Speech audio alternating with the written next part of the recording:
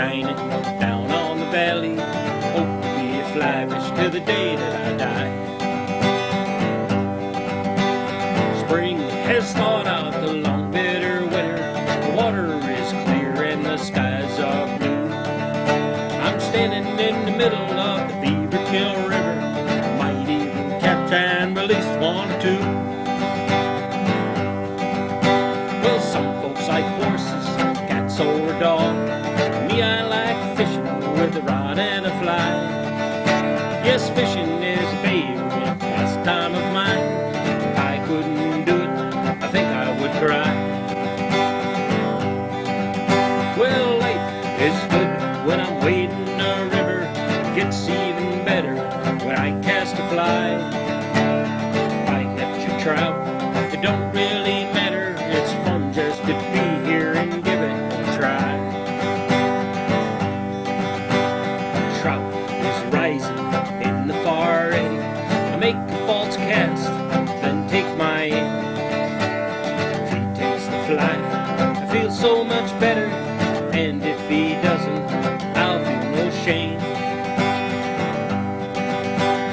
Stoneflies and caddis and the riffles are plenty. Mayflies courting on fragrant breeze. And cedar wax wings come down from the heaven, wait for their dinner up in the pine trees. The water is cold and my waders leak, and it's raining now on my favorite stream. I'll bear it all, just fish with a feather, so when I sleep I will have a sweet dream. And life is good when I'm wading a river. It gets even better when I cast a fly.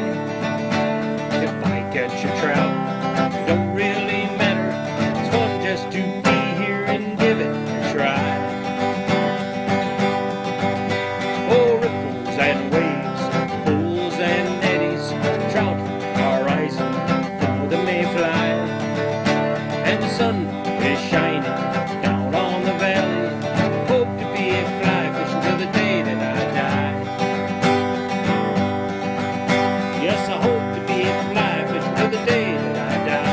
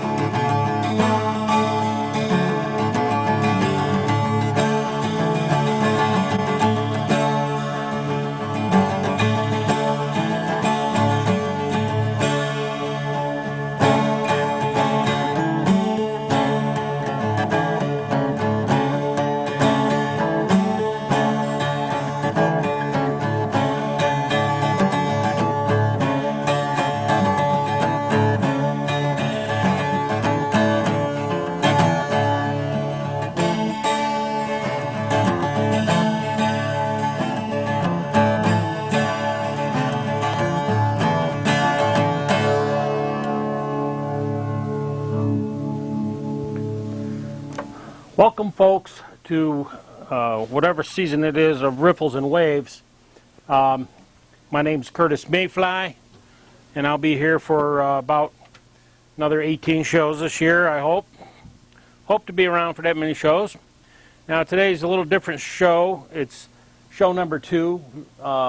Last week I showed basically the last show from last year and made a couple little changes. But basically, so we're continuing from last year. So I showed last year's show last week. Now, this show is going to be a little different because I'm borrowing a couple of things from some people down on the Delaware. Josh Fox grew up on the Delaware, and he's working on a film, or the film is out. It's called Gasland, and it talks about Marcellus Shale drilling. And the more I get on the web, the more information. There's so much information about hydrofracking, and the track record of the gas companies is not a very good track record. And the simple, to me, it's not just a coincidence that Dick Cheney was in the White House when they repealed the Clean Water Act and made it so that the gas companies could do whatever they wanted and pollute as much water just for the sake of getting gas. And the air pollution, I found out from interview with Hinchy, there's more air pollution from gas drilling. The thousands of gallons of diesels they burn each day, then the methane that they spew off, because one of the byproducts of drilling through the ground is you get all this methane and you have to get that out. So there's a lot of pollution, air pollution. In fact, if you go to Texas near Fort Worth and Fort Hood area, where they have thousands of these wells, something like 75,000 wells are drilled in Texas there. That's the gas wells produce more air pollution than all the cars in Texas, something like that. And at first they all denied it, and they said, oh, that's a bunch of crock. But then they actually checked it out, and basically they did nothing about it. But I have a booklet here, and you'll see a couple pictures from here. It's called Hancock and the Marcellus Shale. And it talks about Dimock, PA, and some of the problems that they had there. And it's got a very good book. It's put out by the Urban Design Lab at the Columbia University. So these in the Open Space Institute and the Upper Delaware Preservation Coalition. So this is about Hancock, and if you contact those folks at the Urban Design Lab or the Upper Delaware Preservation Coalition, I'm sure you can get your own copy of this. But it's interesting that number one, 35% of New Yorkers get the water from the Delaware River Basin. This is just the Delaware River Basin, basically, is what they're talking about here. And the gas companies are going to get tremendous subsidies. And, you know, if you look at this map here, this page here, you can see how it's not just a well here or there. It's typically 16 well pads per square mile, first of all. They use between 1 and 5 million gallons of water to frack. And so you're looking at, they're going to be sucking water out of the Delaware. That's one of the reasons why they're really interested in the Delaware River Basin, is lots of clean water. So they use a lot of 1 to 5 million gallons per well. And they can frack a well up to 18 times in its life. So multiply 1 to 5 million gallons times 18, and so we're looking at it, and then all these well pads, you're looking at a tremendous amount of water they are going to use. I mean, it's just insane. And you know, they're also they're not, they won't ever be held accountable for the Superfund. They don't have to pay into that. They're exempt from that. So this is stuff that Dick Cheney did.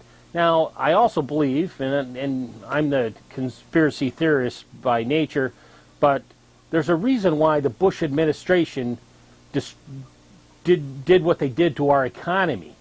They wanted us in this position. They wanted us in this position, so we'll clear cut our forest. So we'll drill for gas. We'll pollute whatever we can do just to hang on for another couple of years. And this, to me, is the insane part, that nobody else is seeing this. If I can see this and understand this, I would think a lot more people would be thinking about it. And the fact is that they won't disclose what they're using. There's over 200 chemicals to start with, and basically they're looking at 6 billion, 9 billion, 13. They're looking at close to 15 billion in subsidies for Marcellus gas shale production here in New York. And so who really benefits? The jobs will also be coming from Texas. They won't be from around here for the most part. And so the benefits to us are, well, the cost of living will go up because all these workers from out of our area will have lots of money to spend, and they're going to be spending it. So then the price of everything will go up for us. So I don't think it's really necessarily a boom for us. It may be a boom if your well explodes, but you really need to get a copy of this book.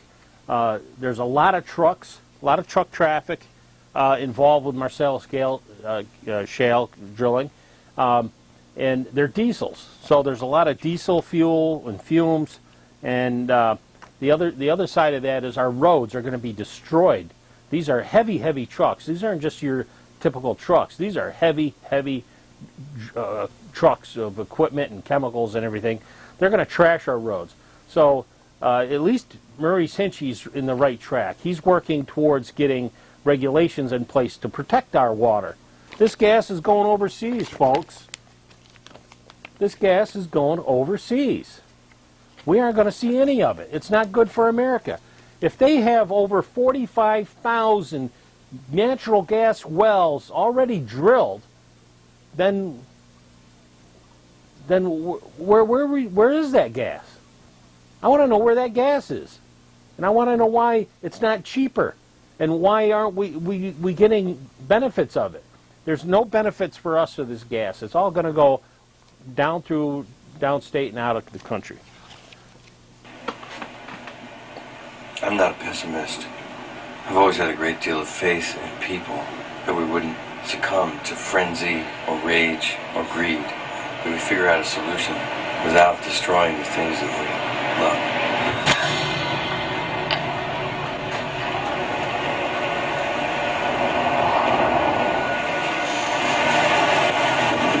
EPA made a faith-based leap to conclude that injecting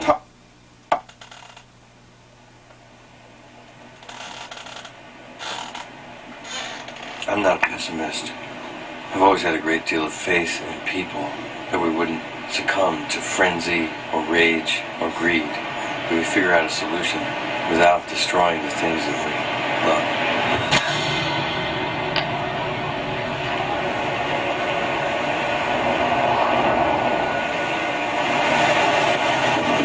EPA made a faith-based leap to conclude that injecting toxic materials underground posed little or no threat. Here's where people depend upon their government to protect them from the forces that are out there that could endanger their water supply. Make no mistake, this is a frontal assault on the integrity of not only your water system, but the entire nation. If the natural gas industry's statements of what they would like to do are in any way accurate, then this is going to be the biggest environmental issue in the history of the state. A couple in Colorado had their water well explode after fracturing activities began on the neighboring property. Afterwards, they could light their water on fire because of the high levels of methane in the water.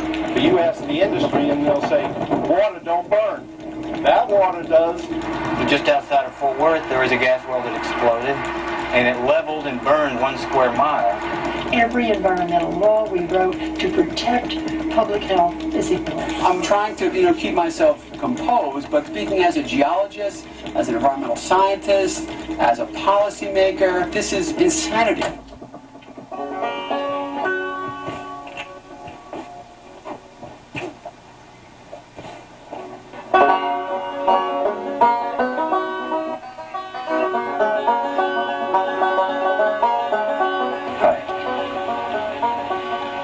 My name is Josh Fox. Maybe I'll start at the beginning. This is Dick Cheney. No. Maybe I'll start at a different beginning. This is my house. It's in the middle of the woods, tucked away on a dirt road in a place called Milanville, Pennsylvania. The house was built in 1972 when I was born. My parents and their hippie friends built it, and my family and my brothers and sisters and I grew pretty much the same way I did, little by little. There's a stream that runs down the property that connects to the Delaware River. I've been learning more and more about how water is all connected. In 1972, the year I was born, Pete Seeger and a bunch of banjo-playing freaks in the Upper Hudson Valley reminded New York City that if they polluted the Upper Hudson, especially the watershed areas, that New York City's drinking water would be ruined. This land was made for you and me. In 1972, Richard Nixon signed the Clean Water Act into law. It was an era of of environmental progress, of environmental progress. The Cold War was on, but there was the concept of leisure time and leisure suits. Computers and technology were supposed to bring about the 4-day work week, and everyone was going to have plenty of time romping around the fields and swimming in the rivers. In New York City, they were building this, but 100 miles upriver in Moundville, Pennsylvania, on the banks of the Delaware, we were building this. My first word was hammer. But it's 2009, and what I didn't know was that the 2005 energy bill pushed through Congress by Dick Cheney exempts the oil and natural gas industries from the Clean Water Act, the Clean Air Act, the Safe Drinking Water Act, the Superfund Law, and about a dozen other environmental and democratic regulations. And when the 2005 energy bill cleared away all the restrictions, companies like Encana, Williams, XTO, and Chesapeake began to lease Halliburton technology, and they began the largest and most extensive domestic gas drilling campaign in history, now occupying 32 states. The method of gas drilling they use is called hydraulic fracturing, or fracking. It blasts a mix of water and toxic chemicals 8,000 feet into the ground. It's like hitting the side of a soda bottle. The gas just flows to the top and they can get it. In order to frack, you need some fracking fluid, a mix of over 247 different chemicals, the majority of which are carcinogens, mutagens, neurotoxins. The brew is full of corrosion inhibitors, gelants, drilling additives, biocides, shale control inhibitors, liquid breaker aids, viscosifiers, liquid gel concentrates. On the side of that frack fluid truck it should say, just add water. Each time they drill a well, they need 1 to 5 million gallons of water.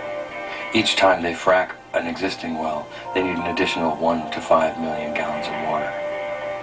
They can frack a well up to 18 times in its life. They started out west, Wyoming, Texas, Colorado, Arkansas, New Mexico, South Dakota, Montana. A huge area of the country. 450,000 wells in the west, times 18, times 1 to 5 million gallons, is something like 45 trillion gallons of water, all of it infused with the 247 different chemicals in the fracking fluid. And now they're coming east. They're proposing 50,000 gas wells along a 75-mile stretch of the Delaware River between Port Jervis and Hancock, and hundreds of thousands more across Pennsylvania, New York, Ohio, and West Virginia, including up to 20,000 directly in the New York City watershed. And all those chemicals, all those billions of gallons of carcinogens and mutagens and endocrine disruptors and God knows what, are going to get into the watersheds, the water tables, into the streams, and they're going to go downriver to Philadelphia and Camden and Trenton and New York City, and get in the drinking water of over 40 million people. I don't think anyone here, and I don't know of anyone, frankly, who is opposed to the use of natural resources in our country. And so no one is opposed to the drilling of natural gas, but we are interested, clearly, in making sure that that activity is done in a way that is not going to be injurious to other people. And that's the main point here. That Safe Drinking Water Act, which was passed back in 1974, was largely focused on that issue. And it was focused on that issue based upon experience. The experience was that some drilling that had been used by some corporations and places around the country had contaminated water supplies and had other adverse effects on the environment. And so the Safe Drinking Water Act was put into effect in 1974. Something very strange happened in 2005 here. As a result of initiatives put forth by the Bush administration, the Congress cooperated with them, and they repealed the drilling for natural gas from the Safe Drinking Water Act, so that the drilling of natural gas could go forward without having that kind of regulation and oversight engaged in it. And that was, in my opinion, a big mistake. Some of us voted against that for that reason and other reasons, but nevertheless, it's in play now. And as a result of that, we have seen a number of issues where states have been adversely affected. Arkansas, Alabama, Colorado, Texas, and other states have been affected by the way in which this drilling occurs. I wanted to ask Mr. John about some of the way in which companies that he deals with engage in the fracturing. We have information that indicates that the fracturing fluids contain some toxic chemicals, such as benzene. And benzene is, as we know, not biodegradable. As Mr. Appleton was telling us a little earlier, these kinds of materials stay out there indefinitely, and they can have long periods of adverse effect on the environment, particularly on one of the issues that is most important to human life, and that is good quality water. What are the chemicals that are used for the fracturing for this natural gas drilling? Mr. John, could you be succinct in your answer? We've gone beyond the time, and I want to make sure everybody gets a chance to ask their questions. Very good. I'll try to be as brief as I can. I'd first draw attention to some of the materials that have been provided to the committee. Certainly there's what we call a frac fact sheet that's provided by Chesapeake Energy that's in the package of information that I've provided that lists all the chemicals that are used in the fracking process. And I know in the DOE perimeter there's another list of those chemicals that are provided there. Would emphasize that in my experience we've not seen any problems associated with hydraulic fracturing in my career. To the extent that your concerns aimed would acknowledge that hydraulic fracturing has been around since the 1940s or 1950s. It's a process that's been employed by our industry for that long a time on just thousands and thousands of wells. But as far as the list of chemicals, rather than me try to recite them, I would draw your attention to the material that's been provided to you.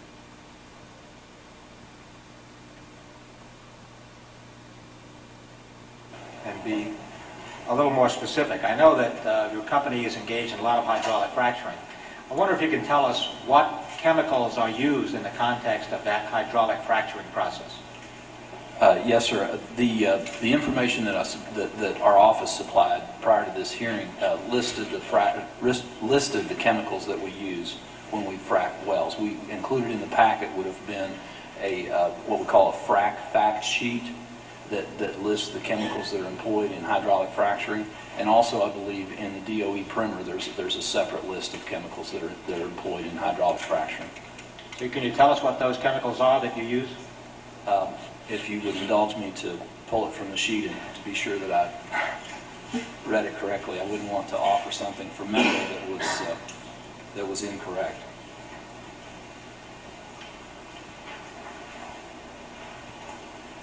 Please speak a little closer to that mic. We want everybody to hear you. Thank you, sir. We've listed. Do you want me to go through all of them, sir? I'll start with hydrochloric or muriatic acid as a chemical that would help dissolve some of the muds in the wellbore. We would use an antibacterial agent such as glutaraldehyde. We would have a need for a breaker that would take away some of the viscosity from our fluid that we would use an ammonium persulfate.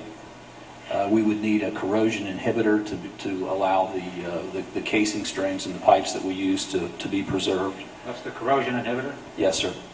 What is it? Oh, it's testing my site here. It's dimethyl formaldehyde. Okay. Then the cross-linker that we would use would be a borate salt. We would then use also a friction reducer that would enhance the safety of the operation by lowering the pressure that we would need to pump the fluid. That would essentially be a petroleum distillate. We would use a guar gum as a way to creating viscosity so the fluid could convey sand. We would use an iron control agent in some applications as citric acid. Potassium chloride is used as a fluid treatment. We would also use an oxygen scavenger. Let me ask you another aspect of this question. There are a number of reports that have found toxic chemicals in the fracking fluid. Are you aware of these reports? Have you seen them? I'm sure I've not seen all the reports, no, sir. But have you seen any of the reports, or are you at least aware of some of the reports that have found toxic chemicals in the fracking fluid? I'm aware of the reports, yes, sir. Okay, so you are aware of them? Yes, sir. So if there are toxic chemicals being injected underground, what justification would there be for exempting the Safe Drinking Water Act when all other underground injection activities are still under the regulation of the Safe Drinking Water Act? As we've stated earlier, I believe that the industry is adequately regulated at the state level, and I certainly feel that the information that's been provided from the Groundwater Protection Council, letters from various states acknowledging that there's no accounts on record, as I understood Mr. Kell's testimony earlier, from hydraulic fracturing, that would be the answer for that. Okay, well, that's the issue that we're concerned about, of course, and we don't... The hills are alive with the sound of music.